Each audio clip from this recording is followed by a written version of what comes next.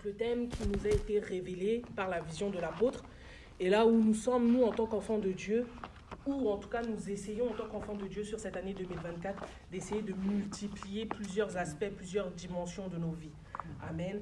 Chacun a ses attentes, chacun a ses désirs, d'autres veulent multiplier dans la spiritualité, d'autres veulent multiplier matériellement parlant, d'autres veulent multiplier financièrement parlant.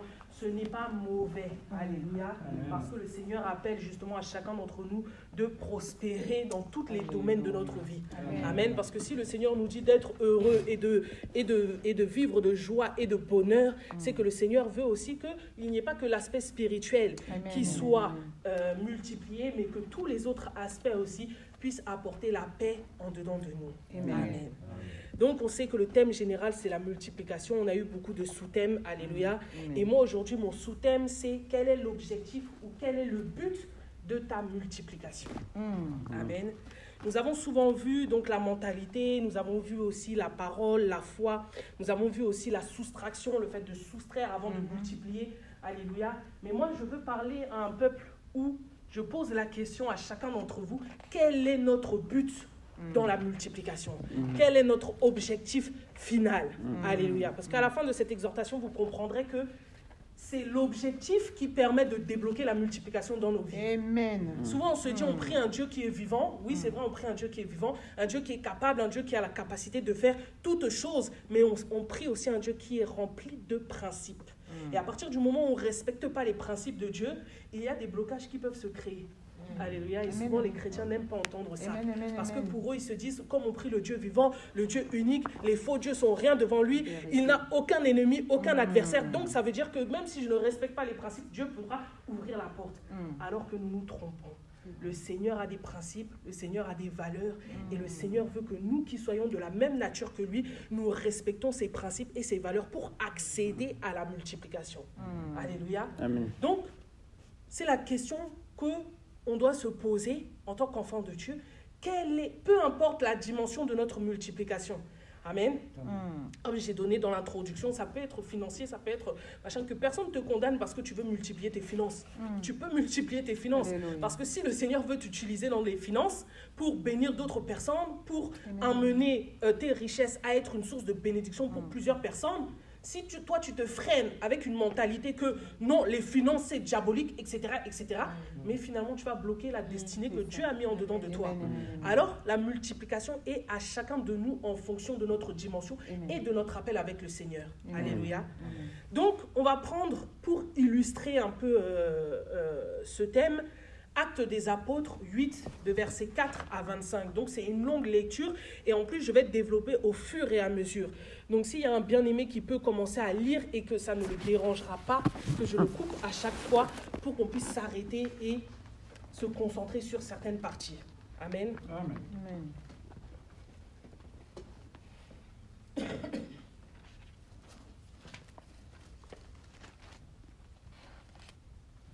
Donc, j'ai dit Actes des Apôtres 8. Donc, à partir du verset 4.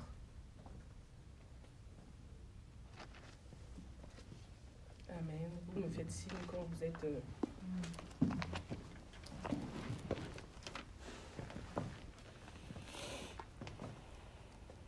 S'il y a un bien-aimé qui peut lire, et puis je le couperai. On ne lira pas tout d'un coup, mais je le couperai à chaque fois pour qu'on puisse expliquer l'avancée. Je vais dire la parole de Dieu alors. Amen. Ceux qui avaient été dispersés, je lis la parole de Dieu dans Acte 8 à partir de son verset 4. Ceux qui avaient été dispersés allaient de lieu en lieu, annonçant la bonne nouvelle de la parole. Philippe, étant descendu dans la ville de Samarie, y prêcha le Christ. Les foules tout entières étaient attentives à ce que disait Philippe lorsqu'elle apprit et vit les miracles qu'il faisait. Car des esprits impurs sortis de plusieurs démoniaques en poussant des grands cris, et beaucoup de paralytiques et de boiteux furent guéris. Et il y eut une grande joie dans la ville. Il y avait auparavant dans la ville un homme nommé Simon qui, se donnant pour un personnage important, exerçait la magie. Amen, amen. Donc cette première partie, on voit que... Bon, vous pouvez vous asseoir. Je vais seulement faire la lecture parce que sinon, si à chaque fois vous vous levez, ça risque d'être compliqué. Donc, on voit que dans cette première partie, avant que cela arrive et qu'ils rentrèrent justement dans la Samarie, on voit que c'était la mort d'Étienne. Étienne était quelqu'un de très intègre, juste, et qui est mort de façon très brutale, parce que justement, il annonçait l'évangile et on l'a lapidé. Alléluia. Mais malgré ça, ça n'a pas empêché les enfants de Dieu, ou en tout cas les apôtres, de continuer leur marche, de continuer ce que le Seigneur avait prévu pour eux. Donc de multiplier encore les grâces que Dieu leur avait données d'annoncer l'évangile. Amen. Ils ont continué. Alléluia. Et on voit que donc Philippe qui vient et il apporte la bonne nouvelle dans la Samarie et une foule est touchée par rapport à la bonne nouvelle. Amen. Donc on voit que toutes les personnes qui étaient donc dans cette même Samarie étaient touchées, ou en tout cas le Saint-Esprit permettait de toucher les cœurs de cette foule pour qu'un maximum de personnes, on ne dit pas que c'est 1, 2, 3 personnes qui ont été touchées, mais on dit que c'est toute la foule dans la généralité qui a été touchée par l'annonce de l'évangile de Philippe. Amen. Et donc on voit que, et au-delà d'être touché parce qu'il avait prêché la bonne nouvelle, au-delà d'être touché parce qu'il avait annoncé l'évangile, mais ils avaient été touchés aussi parce qu'il y avait quoi qui l'accompagnait? Il y avait aussi les prodiges et les miracles. Il y avait aussi des délivrances, parce que des gens qui étaient possédés arrivaient à recevoir la délivrance de Philippe. Amen.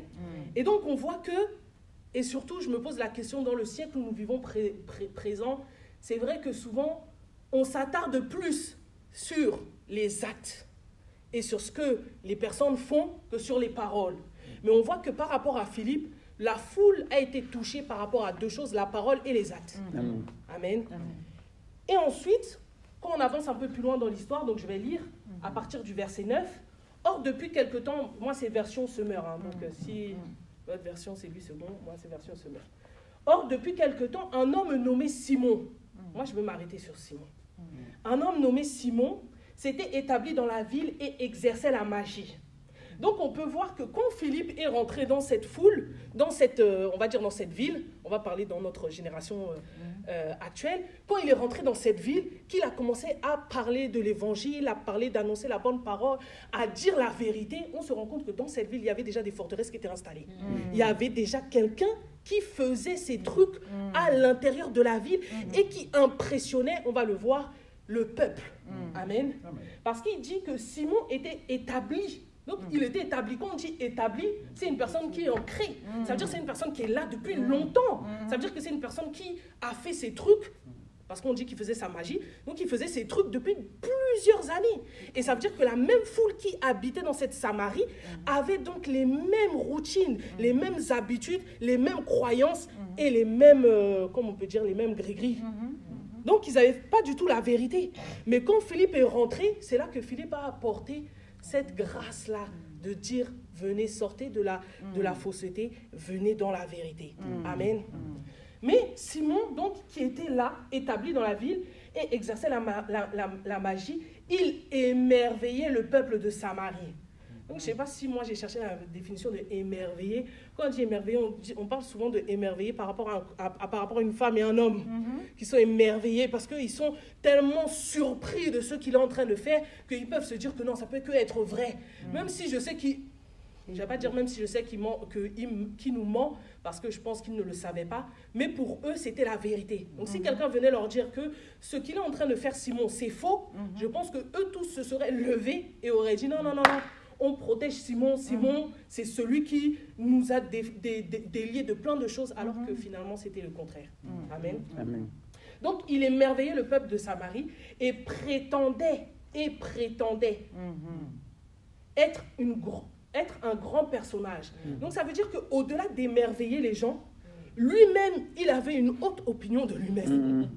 Ça veut dire qu'il ne laissait même pas les miracles qu'il faisait à la foule parler de lui, mais lui-même, il prétendait aux gens que moi, je suis une grande personnalité, moi, je suis une grande personne. Donc, ça veut dire que c'est quelqu'un qu'on peut imaginer de caractère très orgueilleuse. Ça veut dire, je viens devant toi, je sais qui je suis. C'est pas que nous, en tant qu'enfants de Dieu, on ne doit pas savoir qui nous sommes. Oui, on doit savoir qui nous sommes, mais nous ne devons pas monter les épaules, alors que lui, je pense qu'il devait monter les épaules. Puisque une personne qui a une haute prétention de lui-même, et en plus, le peuple est émerveillé devant lui, il n'est qu'un homme. Donc, pour moi, en tout cas, même si la Bible ne nous le dit pas, mais moi, en tout cas, je souligne que je pense qu'il devait être très orgueilleux. Amen. Et donc, il prétendait être un grand homme. Toute la population, du plus petit jusqu'au plus grand. Vous imaginez toutes les personnes qu'il a endormies. Donc, il a endormi même les plus petits. Même les enfants. Quand j'ai lu ce passage, je me suis dit, mais je regarde même mes enfants, je me dis, moi, mes enfants, comment ils sont, tout ça, là, en train de jouer et tout. Ils devaient avoir une telle puissance que même les petits-enfants se sont intéressés à lui. Donc, je me suis dit, mais il devait vraiment, comme on dit dans le version jeune, il devait vraiment donner du lourd. Hein. Il devait vraiment peser, quoi. Parce que tu te rends compte qu'en fait, même les petits étaient intéressés par lui. Alors que les petits de notre génération, on sait qu'ils sont intéressés par la tablette, ils sont intéressés par ci, ils sont intéressés par ça, mais ils ne sont pas intéressés par ce genre de choses. Amen. Donc, jusqu'au plus grand. Donc, lui accordait une grande attention. Donc, ça revient avec l'émerveillement, que le peuple était vraiment concentré sur lui. Amen. Cet homme, disait-il, est la puissance même de Dieu, celle qu'on appelle la grande puissance. Donc, il se donnait même un nom. En fait, je vous écris tout ça parce que je veux vous décrire son caractère. Simon, comment il était. Au-delà de ce que les Écritures nous disent, mais de rechercher quelle était la personnalité de Simon. Quel était cet homme parce qu'on va voir après par la suite qu'est-ce qu'il devient. Et on voit que, donc, par rapport à ce qu'il manifestait dans la ville, comme caractère, c'était quelqu'un donc qui était puissant dans sa magie, admiré de tous, émerveillé par tous, où tout le monde avait une opinion, ou en tout cas il avait une très très bonne réputation, malgré qu'il faisait quelque chose de faux, hein, mais il avait une très très bonne réputation, en tout cas il passait partout. Et tout le monde le respectait, en tout cas pour ma part. Amen. Et la Bible dit dans le verset 11, s'il s'attachait ainsi à lui, c'est parce que depuis assez longtemps, il les étonnait par ses actes de magie. Donc c'est ce que je vous disais au début, c'est qu'il était ancré et il était là depuis des années. Et malgré qu'il était là depuis des années, la magie, on dirait, ça ne s'estompait pas. Moi, j'ai vu les dessins animés de Gargamel, il était obligé de prendre les schtroumpfs pour remettre la magie. Lui, en tout cas, sa magie ne s'estompait pas parce que finalement, il était là depuis des années et depuis longtemps, il faisait ses magouilles. Le verset 12 nous dit, mais quand ils crurent en Philippe, donc on se rend compte que dans cette histoire, en tout cas dans le peuple de la Samarie, il y a eu quelque chose qui s'est passé. Et la chose qui s'est passée, c'est quand les apôtres, Philippe, sont rentrés dans cette ville-là pour aller annoncer la vérité. Et là, il y a eu donc confrontation entre la vérité et la fausseté. Mais comme nous savons, nous, en tant qu'enfants de Dieu, la vérité triomphe toujours. Peu importe le temps, peu importe la durée que le mensonge a duré dans notre vie, la vérité, un jour ou l'autre, va triompher. Amen. Donc, quand on voit que Philippe est rentré dans la ville pour annoncer l'évangile, il est venu balayer toutes les barrières que Simon avait égéries. Toutes les croyances que Simon avait égéries, toutes les pratiques que Simon avait égéries, parce que justement, il venait apporter la vérité. Et la Bible dit que quand ils crurent, donc crurent au pluriel, ça veut dire qu'une multitude ont cru à la vérité. Amen. Amen. Qui leur annonçait en ce qui concernait le royaume de Dieu et Jésus-Christ. Ils se firent baptiser, tant les hommes que les femmes. Simon lui-même crut et fut baptisé. Alléluia. Là, ça m'a interpellée. Parce que je me suis dit, c'est comme si un sorcier vient,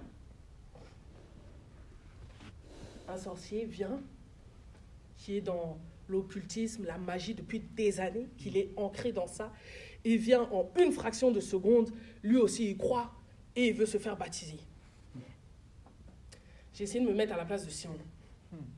Et je me suis dit, comment se fait-il? C'est pas que je remets en cause la puissance et ce que Dieu peut faire dans la vie d'un chrétien, mais je sais qu'avec le Seigneur, tout est une question aussi de disposition de cœur. Je sais qu'avec le Seigneur aussi, que Dieu n'est pas un dictateur, il te laisse le choix. Donc, c'est toi qui fais, voilà pourquoi la Bible dit, fais le premier pas et moi je ferai le second. Donc, je me suis mis à la place de Simon et je me suis dit, il crut et il fut baptisé, tout en sachant qu'au début de la parole, on voit que quand Philippe est rentré dans la Samarie, il est rentré en annonçant la parole, mais il est rentré aussi en faisant des miracles. Il est rentré en faisant des délivrances. Et donc, je me suis posé la question, Simon a cru pourquoi? Parce qu'il a entendu l'évangile ou parce qu'il a vu les miracles? Parce qu'il a vu les prodiges? Parce qu'il a vu les délivrances? Peut-être qu'il a vu des choses que lui-même n'était pas capable de faire. Peut-être qu'il a vu des dimensions que lui-même n'avait pas expérimentées. Et lui-même, il se dit, mais c'est pas possible. Là, c'est plus fort que moi. Donc, je suis obligé de croire. Parce que je me suis dit, Seigneur, je ne peux pas me dire que Simon, et après on le verra par la suite en lisant la lecture, que Simon crut et fut baptisé juste pour un but précis, ou en tout cas pour dire que oui, c'est bon, j'arrête tout ce que j'ai fait là, et puis je rentre dans le droit chemin. Ça aurait pu le faire, hein. Mais la lecture nous démontrera le contraire. Amen. Donc ils crurent qui leur annonçait mais quand ils crurent Philippe, qui leur annonçait ce qui concerne le royaume de Dieu et Jésus-Christ, ils se firent baptiser tant les hommes que les femmes. Simon lui-même crut et fut baptisé. Dès lors, il ne quittait plus Philippe. Donc c'est là qu'on voit qu'il y a eu un attachement. Amen. Il a quand même eu en dedans de lui ce soupir, ce désir-là de s'attacher. De s'attacher et de voir qu'est-ce qui se passait. Mais même là, quand je vous ai dit que je ne suspecte pas, mais je me pose des questions. Il a cru, il fut baptisé. Pourquoi il a cru, pourquoi il fut baptisé? Et là, vice-versa aussi pour le fait qu'ils s'attachèrent à Philippe, je me pose la question, mais pourquoi s'attacher à Philippe? Amen. Surtout que la Bible nous précise que, en tout cas la Bible nous précise que la foule suivait, mais pourquoi seulement lui? Pourquoi la Bible ne nous précise pas? La foule et Simon s'attachèrent à Philippe. Mais on nous dit que c'est Simon qui s'attachait à Philippe. Quel était le but? Quel était l'objectif? Et comme je vous l'ai dit, le sous-thème de notre multiplication, quel est le but ou quel est l'objectif de ta multiplication? Amen. Amen. Et donc, je me suis posé la question, mais pourquoi Simon s'attache à Philippe? Puisque ces deux entités différentes, ces deux sources différentes, ces deux sources qui s'opposent, parce que c'est deux choses, c'est des dieux, et lui, il avait ses faux dieux à lui. Donc ça veut dire que la Bible nous dit que deux personnes ne peuvent marcher ensemble sans se convenir. Je me dis, mais pour qu'il puisse vraiment marcher avec Philippe, il faut qu'il y croie vraiment, mais au-delà de croire, il faut qu'il fasse quelque chose de primordial. Amen. On dirait quoi? Et donc la Bible dit, Simon lui-même, dès lors, donc verset 13, dès lors il ne quittait plus Philippe, non, un peu plus haut, dès lors il ne quittait plus Philippe, émerveillé par les signes miraculeux et les prodiges extraordinaires qui s'accomplissaient sous ses yeux. Donc c'est là qu'on voit ce que je vous disais, c'est qu'en fait, Philippe, quand il est venu, il a annoncé l'évangile, il a parlé de la parole, il a parlé il a fait des miracles à travers aussi la parole, il a fait la démonstration de la puissance de la parole. Et en fait, Simon était aussi donc lui-même qui était émerveillé par les autres, se retrouve à lui-même émerveiller Philippe. Parce qu'il se rendait compte que ce qui se passait devant lui le dépassait. Amen. Quand les apôtres restaient à Jérusalem, apprirent que les Samaritains avaient accepté la parole de Dieu, ils déléguèrent auprès d'eux Pierre et Jean. Dès leur arrivée, ceux-ci prièrent pour les nouveaux disciples, afin qu'ils reçoivent le Saint-Esprit. Enfin, je m'arrête là. Donc on voit que dans la suite de cette logique, il y a quand même des jours qui se sont écoulés. Et quand des jours se sont écoulés, on voit qu'ils ont commencé à appeler d'autres apôtres. En gros, venez parce que il faut que vous puissiez prier pour qui? Pas pour la foule. Pour qui? Pas pour les enfants de Dieu. Il faut que vous venez prier pour qui? Pour des disciples. Donc quand on parle de disciples, ça veut dire qu'il y a eu quand même une formation. Quand on parle de disciples, c'est qu'il y a eu quand même du temps qui a été écoulé pour qu'ils puissent recevoir les bases. Parce que tu ne peux pas être appelé disciple si tu n'as pas les bases de Christ et si tu ne grandis pas dans la foi et si tu n'es pas mature spirituellement parlant. Sinon, tu es un enfant. Et donc, cela montre que dans la foule, il y a des personnes qui se sont distinguées et qui sont devenues disciples.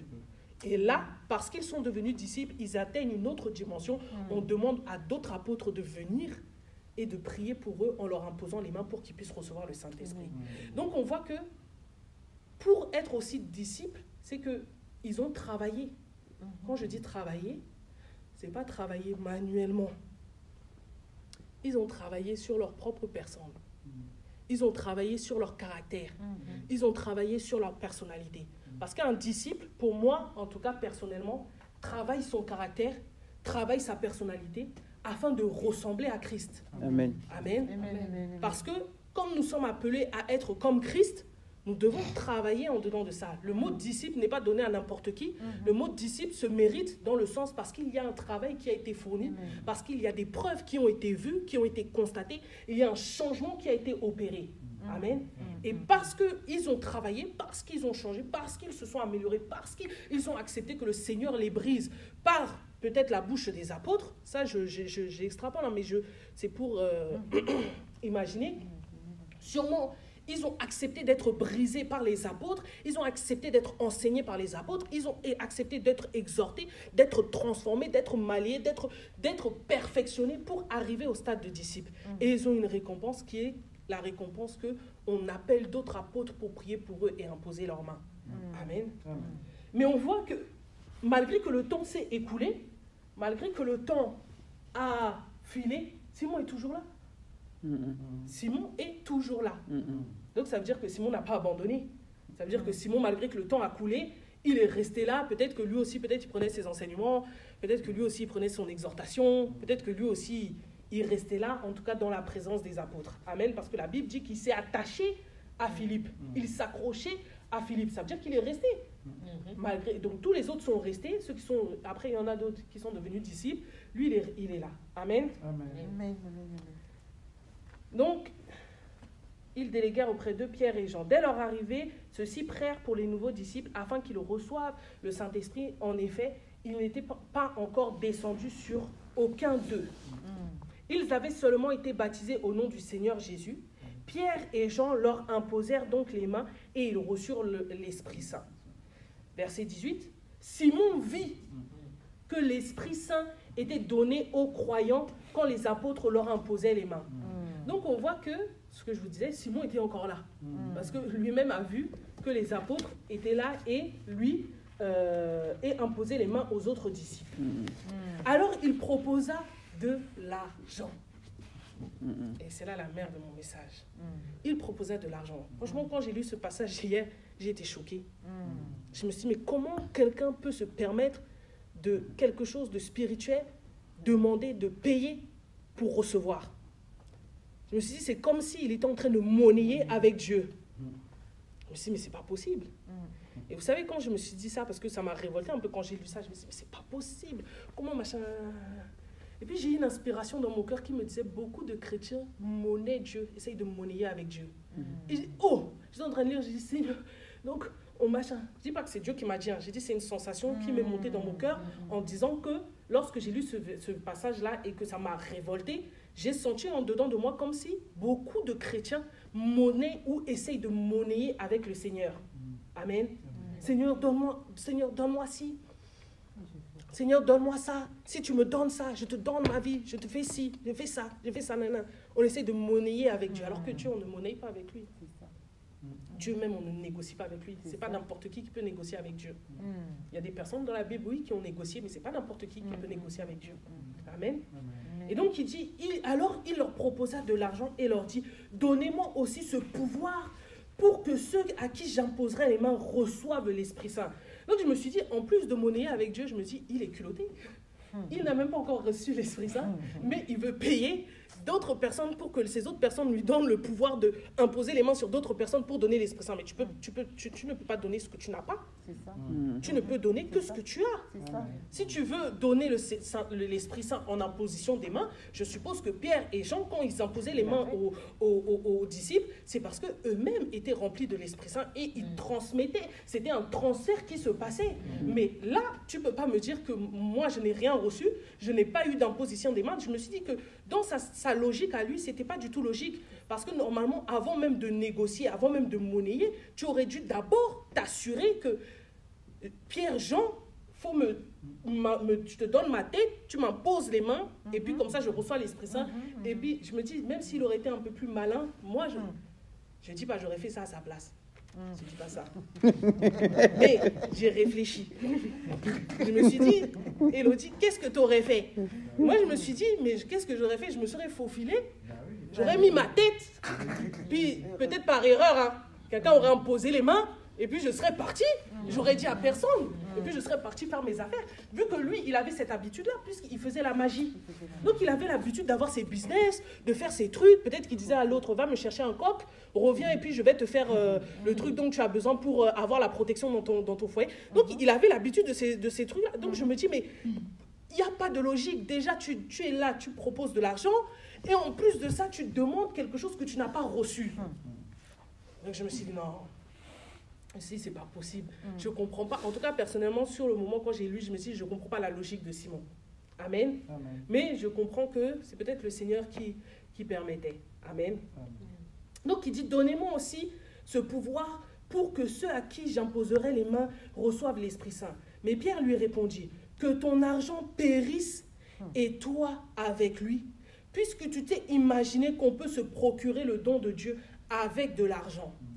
Donc même Pierre lui a fait la réflexion et lui a dit ce que je vous ai dit, on ne monnaie pas avec le Seigneur. On ne cherche pas à donner de l'argent parce qu'en vrai, on ne peut rien acheter auprès de Dieu. On ne peut rien donner. Tout ce que Dieu nous a donné, c'est par pure grâce. C'est par pur privilège dans le sens où même nous qui sommes là, qui prions le Seigneur, qui avons cette grâce que Dieu nous donne, nous devons même trembler devant la grâce que Dieu nous a donnée. Parce que la Bible dit, mais ne vous accordez pas à la grâce parce que la grâce est trompeuse. Souvent, les enfants de Dieu marchent avec, ah, moi j'ai la grâce, j'ai la grâce, j'ai la grâce. Oui, mais la grâce, elle est trompeuse. Moi, des fois, je me dis, moi, je tremble avec la grâce parce que je me dis, si un jour Dieu enlève sa grâce, mais là, c'est fini. Et donc, c'est pour ça que je me dis qu'il voulait monnayer avec quelque chose. Et beaucoup, nous, en tant qu'enfants de Dieu, nous essayons de monnayer avec ce que Dieu ne nous a même pas encore donné. Amen. Alors que finalement, si Dieu ne nous a pas encore donné, peut-être c'est juste une question de temps. Peut-être que c'est juste une question de préparation. Alléluia. Parce qu'on a pu le voir dans le verset plus haut, qu'ils imposèrent les mains aux disciples. Ça veut dire que s'ils imposèrent les mains aux disciples, il y a eu une formation, il y a eu un temps, il y a eu une préparation et ils ont reçu ce qu'ils avaient besoin de recevoir. Nous, en tant qu'enfants de Dieu, des fois, nous sommes tellement précipités que nous voulons les choses vite et nous ne voulons pas nous préparer, nous ne voulons pas nous former, nous ne voulons pas attendre le temps favorable de Dieu et après on passe à côté et puis on commence à monnayer avec Dieu. Ah Seigneur, si tu ne me donnes pas ça, moi, j'arrête d'aller à l'église, j'arrête d'aller à l'enseignement. Bon, je ne dis pas ça à vous, hein, vous êtes toujours là. Amen, amen, amen, amen. Comme on dit, c'est les chrétiens de dehors. C'est pas ici, c'est pas au CEC. Mais malheureusement, c'est une réalité, c'est vrai. C'est que beaucoup de chrétiens, des fois, essayent de monnayer avec Dieu alors qu'ils n'ont pas compris qu'il y a un temps de préparation, il y a un temps de formation, il y a un temps de réception. Parce que si tu ne passes pas par le temps de formation, de transmission, le temps de réception, là, ça va être compliqué. Hein. Je vais vous lire 2 passages bibliques. Quand j'ai fini avec ça, j'ai dit, ah Seigneur, aie pitié de nous. Ça sera compliqué. Amen. Et donc, on voit que donc il voulait procurer le don avec de l'argent. Donc Paul lui dit que ton argent périsse et toi avec lui, puisque tu t'es imaginé qu'on pouvait se procurer le don avec de l'argent, tu n'as ni part ni droit dans cette affaire, car ton cœur n'est pas droit devant Dieu. Et c'est là que j'ai compris qu'en fait, il s'agissait d'une question de cœur. Et je vais développer pourquoi je vous disais la préparation et la formation. Dans l'introduction de ce que je vous ai dit, on a parlé du caractère de Simon. On a parlé de qui il était, quel homme il pouvait être en fonction de son statut.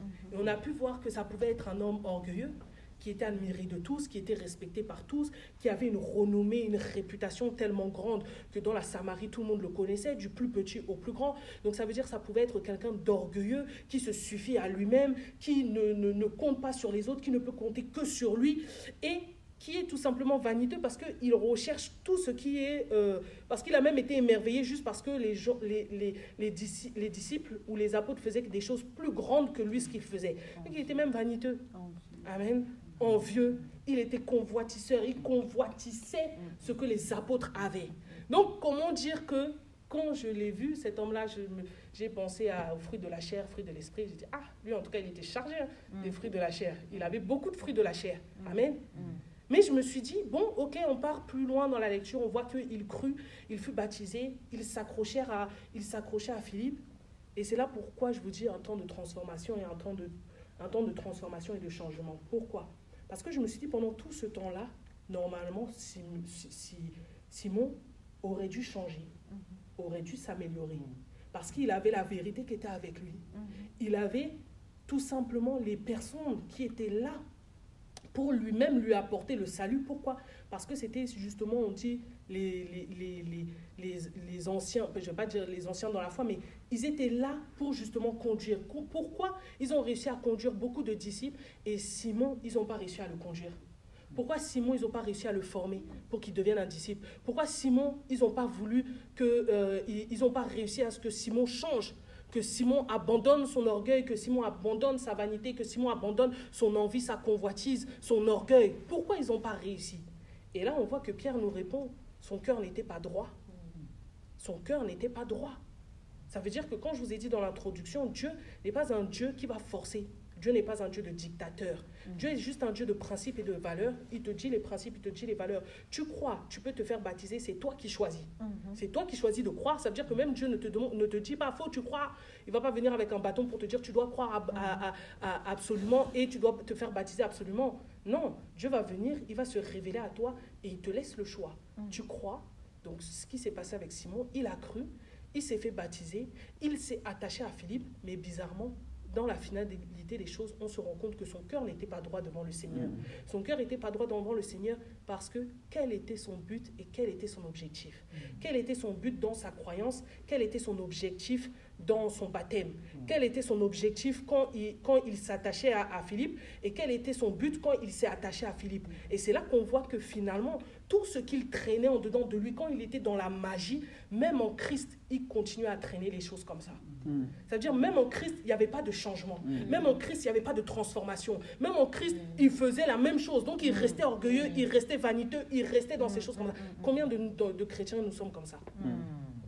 Combien de chrétiens on accepte le Seigneur, mais on ne veut pas abandonner notre caractère? Combien de chrétiens nous sommes dans le Seigneur, mais on ne veut pas abandonner nos émotions? Combien de chrétiens nous sommes devant le corps de Christ et nous ne voulons pas abandonner nos mauvaises habitudes? Mais après on dit, Seigneur, il faut que tu multiplies. Seigneur, il faut que tu donnes. Seigneur, tu fais ci. Et c'est là qu'on commence à monnayer avec le Seigneur. Parce que comme le Seigneur ferme le robinet, parce que le Seigneur nous dit tout simplement, tu n'as pas encore compris. Si tu avais compris, tu changerais ton cœur. Si tu avais compris, tu changerais ton caractère. Si tu avais compris, tu travaillerais pour te transformer. Mais comme tu ne comprends pas, je ferme le robinet. Et après, on tombe dans quoi? On tombe dans la monnaie d'échange. Seigneur, si tu ne me donnes pas ça, moi j'arrête de prier. Si tu ne me donnes pas ça, moi j'arrête de jeûner. Si je ne me donne pas ça, je machin, nanana. Et c'est là que j'ai compris que nous, en tant qu'enfants de Dieu, oui, on aime beaucoup prier, on aime beaucoup jeûner, mais on néglige l'obéissance. On fait même plus passer les sacrifices que l'obéissance. Et après, on s'étonne que Dieu ferme le robinet. Et oui, Dieu va ne faire que fermer le robinet parce que lui, son but, parce que quand Dieu te dit, je vais te donner un machin, moi je parle par rapport à mon propre témoignage. Vous savez, par rapport à mon propre témoignage, même malgré mon jeune âge, par rapport au péché, quand j'ai donné ma vie à Christ, ça a été quelque chose de très facile à abandonner. Quand je dis très facile à abandonner, les boîtes de nuit, j'ai abandonné comme ça, la musique du monde, j'ai coupé net. J'ai abandonné. Moi, mon combat, c'était au niveau de l'âme. C'était les péchés de l'âme. Ça veut dire toutes mes émotions, tout. Mon cerveau analysait tout. Sauf que quand mon cerveau analysait tout mon cerveau, il interprétait mal. Il était dans la confusion. Il était dans l'envie, il était dans la convoitise. Il était dans la jalousie. Donc, ça veut dire que, vous voyez, je vous parle des péchés, le vol, la masturbation, les trucs comme ça, machin, c'est une grâce, hein. Chacun son combat. Je vous donne juste un exemple, hein. Chacun son combat. D'autres, peut-être, c'est pas le combat de l'âme qu'ils ont. Ils ont peut-être le combat du corps. Bon, chacun son combat. Mais moi, en tout cas, mon combat, même jusqu'à l'heure d'aujourd'hui, il y a beaucoup de batailles que j'ai réussi, mais c'est encore un combat dans la vie de tous les jours. Mais c'était au niveau des âmes, au niveau de l'âme et au niveau des émotions. Vous pouvez demander à ma mère. Ma mère même me demande maintenant, Elodie, comment tu fais pour quand quelqu'un vient, machin, tu interprètes pas mal, tu suspectes pas le mal. Je dis, oh, c'est un travail. très très dur. C'est un travail très très dur. Parce que quand quelqu'un vient te faire quelque chose de mal, tu commences déjà à psychoter. Oh, mais qu'est-ce que cette personne m'a fait? Nanana. Alors que la Bible nous dit dans 1 Corinthiens 13, l'amour de Dieu ne suspecte pas. L'amour de Dieu pardonne tout. L'amour de Dieu supporte tout. Donc moi, ce verset-là m'a frappé par rapport à l'amour de Dieu. Et j'ai compris que nous, les hommes, nous ne savons pas aimer. Parce que si nous savons aimer, nous devons aimer comme Dieu dit d'aimer. Et en fait, c'est quand j'ai compris ça, je me suis dit, Elodie, il faut changer les choses. L'amour de Dieu ne suspecte pas. C'est-à-dire, dès que quelqu'un fait quelque chose, au travail, quelqu'un me fait quelque chose et tout, machin, je suis obligée de me parler en dedans de moi-même. Je ne suspecte pas. Tu ne sais pas qu'est-ce que la personne vit. Et maintenant, je suis devenue une personne, là, je relativise tout le temps. Je relativise tout le temps. Des fois, même ça me fait flipper. Des fois, quand même, je parle à ma mère elle me parle, machin, et je dis, maman, mais pourquoi tu penses comme ça? Peut-être que la personne a vécu ça. Peut-être que ma mère me dit, non, Elodie, arrête. Machin, je dis, si. Peut-être que, je ne sais pas. Avec si on pourrait refaire le monde. Mais je vous dis la vérité, ça a été une stratégie pour moi de me protéger. Donc je vous la donne parce que ça peut être une stratégie pour quelqu'un d'entre vous, de relativiser. Parce que ça évite que justement l'ennemi vienne jouer n'importe comment avec nos émotions et nos sentiments. Parce que je sais que moi, c'est mon combat. Vous voyez ce que je veux dire? D'autres, c'est peut-être le vol, d'autres, c'est peut-être autre chose et tout. Chacun son combat. Mais ce que je veux dire par là, c'est que nous, en tant qu'enfants de Dieu, nous sommes sur le thème de la multiplication en 2024, mais nous devons savoir pourquoi, quel est notre but dans la multiplication? Quel est notre objectif dans la multiplication? Nous voulons multiplier, mais pourquoi faire? Voulons-nous multiplier, mais respecter le processus de la multiplication? Voulons-nous multiplier, mais respecter la formation ou la transformation que Dieu nous donne? Parce que Simeon, on le voit dans la finalité, n'a pas respecté. Parce qu'il y a eu du temps qui s'est écoulé, les disciples ont formé d'autres disciples, mais Simeon ne faisait pas partie de ce groupe-là qui a été disciple dans la finalité. Et pourquoi? Parce que finalement, son cœur n'était pas droit. Il n'a pas fait de travail. Pourtant, c'était le premier. Quand on voit les défauts, quand on voit les fruits charnels qu'il avait au début, ça aurait été normalement celui, je ne sais pas si vous voyez les films des personnes là, quand ils font le sport de haut niveau, ils se lèvent à 6 h du matin pour courir, pour s'entraîner, pour repousser un peu leurs limites. Mais lui, il aurait dû être à cette image-là. Il aurait dû repousser ses limites. Il aurait dû travailler son caractère. Il aurait dû travailler sa personnalité. Il aurait dû travailler ses défauts. Il aurait dû travailler les fruits charnels pour les retirer, pour que son cœur se purifie. Mais lui, il s'est dit simplement, non, je crois seulement, je viens, je me fais baptiser, et puis je crois que je vais recevoir l'Esprit Saint. Je crois qu'avec de l'argent, je peux aller monnayer, tout ça. Alors que non, il y avait un travail qui se faisait.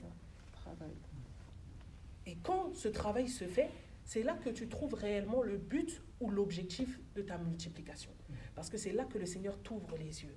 Et c'est ce que je vous disais tantôt, la multiplication, on parle de cette année, on parle de la multiplication spirituelle, ça peut être la multiplication financière, ça peut être la multiplication au niveau du mariage, des enfants, mais dans la finalité, quel est le but? Quel est l'objectif? Mais pour arriver à savoir le but et à savoir l'objectif, il y a la transformation qui passe avant. Parce que si tu ne passes pas par la transformation, si tu ne passes pas par la formation, si tu ne passes pas par le brisement de soi, tu vas réussir à multiplier. Je disais tout à l'heure, Dieu ferme le robinet, mais là je te dis que tu vas réussir à multiplier. Amen. Mais regardons qu'est-ce que tu vas multiplier. Amen. Donc, détourne-toi, la Bible dit, il me reste 10 minutes. Détourne-toi, donc, verset 22, détourne-toi donc du mal qui est en toi et demande au Seigneur de te pardonner s'il est possible d'avoir eu de telles intentions dans ton cœur. Donc ça veut dire même Pierre est en train de lui faire comprendre que ce qu'il a fait, mais c'est hallucinant quoi, de rester autant de temps dans la présence des disciples, des choses comme ça, pour que finalement le cœur ne soit même pas transformé. Et des fois c'est triste. Et je pense que même Paul, quand il devait lui dire ça, même qu'il te pardonne s'il en est possible, il devait sûrement être triste, Pierre. Parce qu'il se disait, mais comment se fait-il qu'il a dû sûrement rester combien de temps avec nous? Son cœur n'a même pas été changé un tout petit peu. Et c'est ce qui se passe des fois dans les églises. On vient à l'église, on reste dans la présence de Dieu, mais on repart tel qu'on était. Amen. Car, détourne-toi, s'il est possible d'avoir de telles intentions dans ton cœur. Car à ce que je vois, tu es rempli d'amertume et de méchanceté et tu es captif du mal. Donc c'est exactement ce que je vous disais. C'est qu'il a conservé sa mauvaise nature, il a conservé son mauvais comportement, il a conservé sa vie charnelle, malgré qu'il avait cru en la parole. Alors Simon demanda à Pierre et Jean, priez vous-même le Seigneur. Là, je pense qu'il comprend qu'il n'est pas éligible à prier. Il se dit, ok, bon, priez vous-même le Seigneur pour moi, qu'il ne m'arrive rien de ce que vous m'avez dit, de ce que vous avez dit. Amen.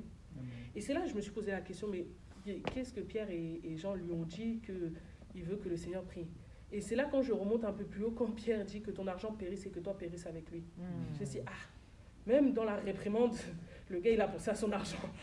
Même dans la réprimande, il a pensé à son butin, à ce qui lui appartenait. Donc je me suis dit, même quand il s'est fait réprimander, il n'est même pas rentré en dedans de lui-même pour se dire, mais il faut vraiment qu'il y ait quelque chose qui change en dedans de moi.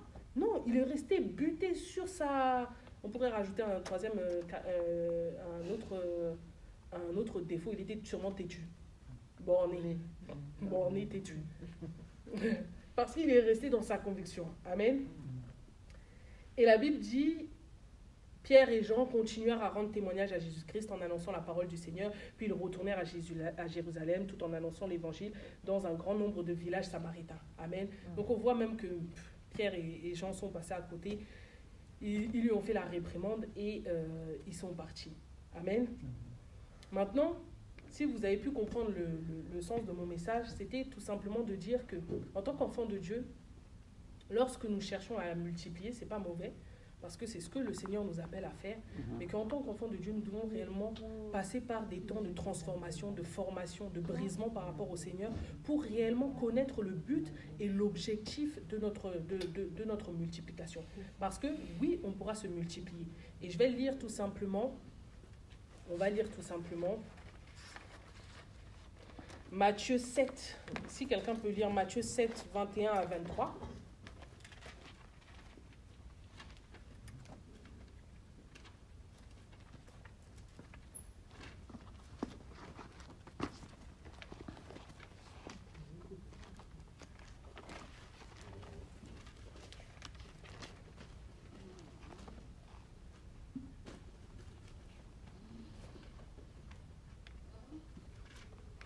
J'ai lu la parole.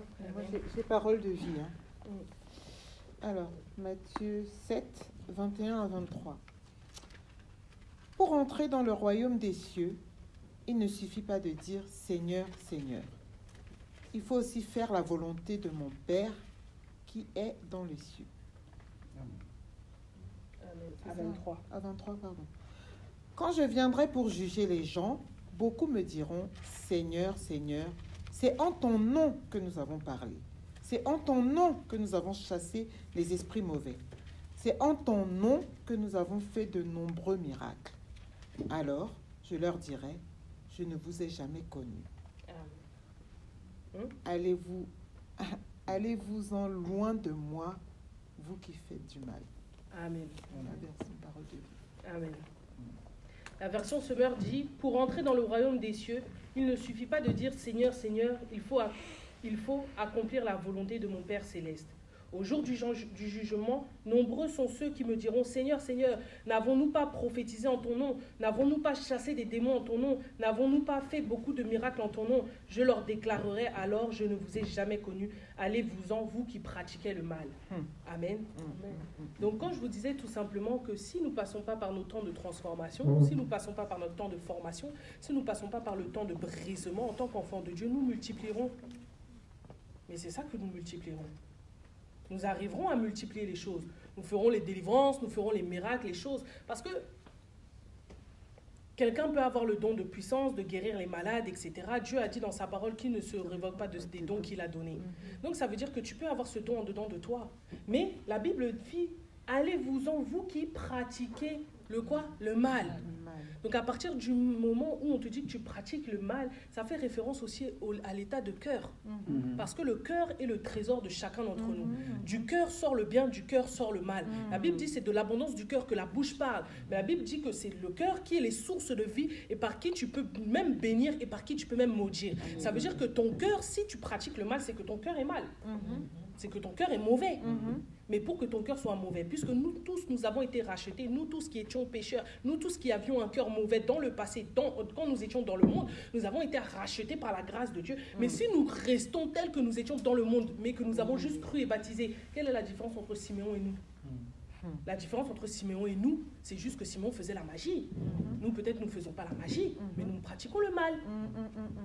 Donc, ça veut dire que si nous pratiquons le mal, si nous ne passons pas par cette transmission, cette formation, ce brisement, ce changement d'état, de pensée, de caractère, de personnalité, nous allons multiplier, nous allons réussir à multiplier, même spirituellement parlant. Je vous ai dit, chacun de nous aspire à l'année 2024 à multiplier, que ce soit financier, spirituel, matériel, familial, sentimental. Chacun de nous, nous aspirons à multiplier. Ça veut dire que même multiplier spirituellement, tu peux multiplier spirituellement, mais voici la récompense.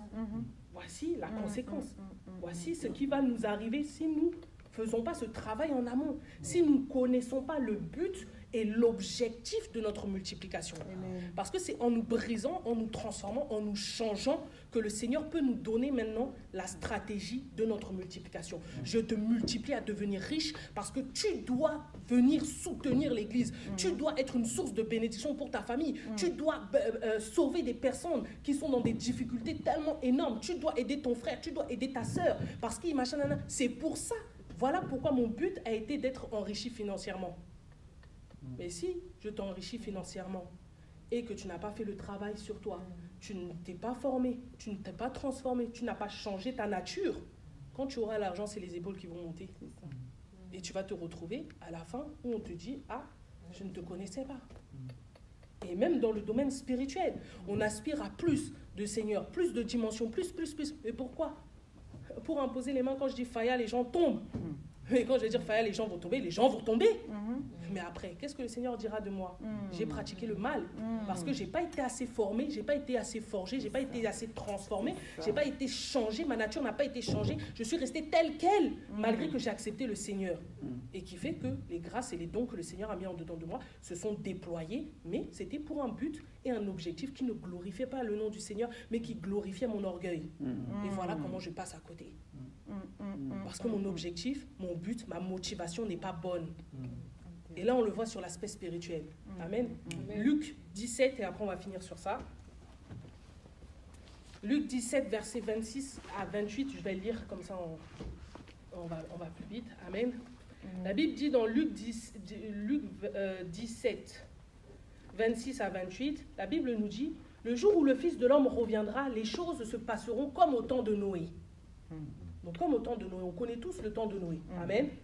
Les gens mangeaient, buvaient, se mariaient et tous étaient donnés en mariage jusqu'au jour où Noé entra dans le bateau. Alors vint le déluge qui les fit tous périr.